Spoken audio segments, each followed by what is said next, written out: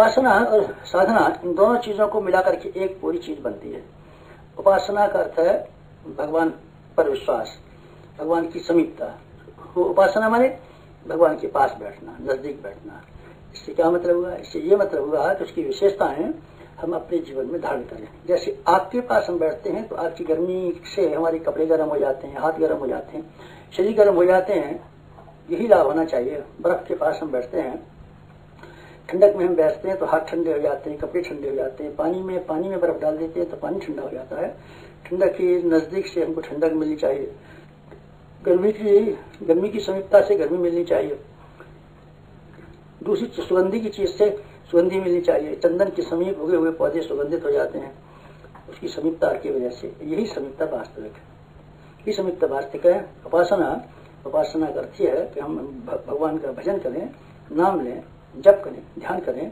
साथ साथ हम इस बात के लिए भी कोशिश करें कि हम भगवान के नजदीक आते जाएं, भगवान हमारे में समाविष्ट होता जाए और हम भगवान में समाविष्ट होते जाएं, अर्थात दोनों एक हो जाएं। एक होने से मतलब यह है कि दोनों की इच्छाएं, दोनों की गतिविधियां, दोनों की क्रिया पद्धति, दोनों के दृष्टिकोण एक जैसे रहें।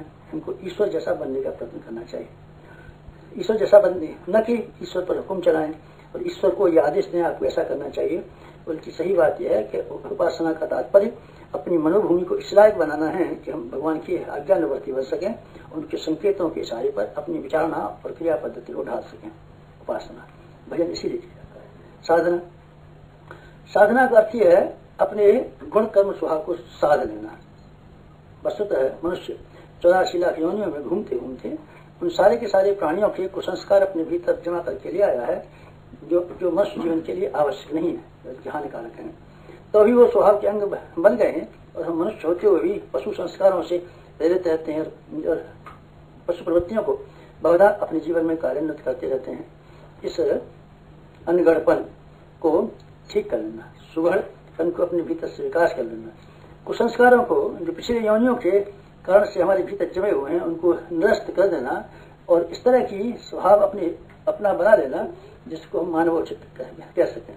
साधना के लिए हमको वही क्रियाकलाप अपनाने पड़ते हैं जो एक कुसंस्कारी घोड़े या बैल को सुधारने के लिए उसके मालिकों को बनाने पड़ते हैं। हल में चलने के लिए, गाड़ी में चलने के लिए, कुसंस्कारों को दूर करने के लिए लगभग हमको उसी तरह से करने पड़ते हैं प्रयत्न जैसे कि पशुओं को पालते हुए, सर्कस के पशुओं को इस लायक बनाते हुए कि वो सर्कस का तमाशा दिखा सकें, जो प्रयत्न करने पड़ते हैं वही प्रयत्न हमको अपनी गुण कर्म स्वभाव के विकास और के लिए करने पड़ते हैं।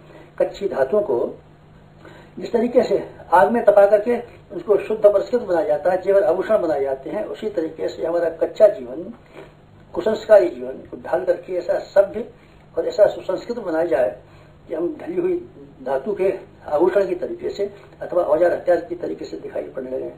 जंगली झाड़ियों को काट करके मारी लोग अच्छे अच्छे झाड़ और खूबसूरत पार्क बना देते हैं।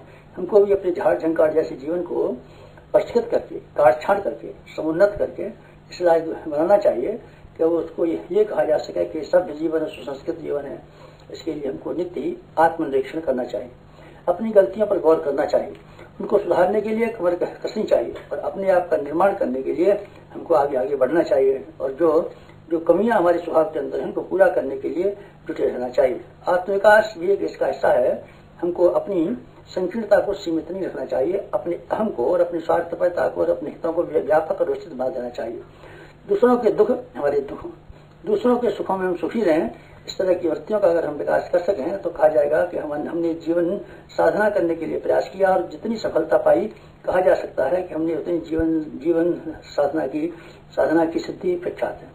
जीवन की साधना की सिद्धि में किसी प्रकार के संदेह की गुंजाइश नहीं है। अन्य किसी बात में तो संदेह की गुंजाइश भी है। देवी देवताओं की उपासना करने पर हमको फल मिले न मिले कह नहीं सकते, लेकिन जीवन की साधना करने का परिणाम निश्चित रूप से भौतिक और आध्यात्मिक दोनों ही जीवनों में लाभ के रूप में देखा जा सकता है। 2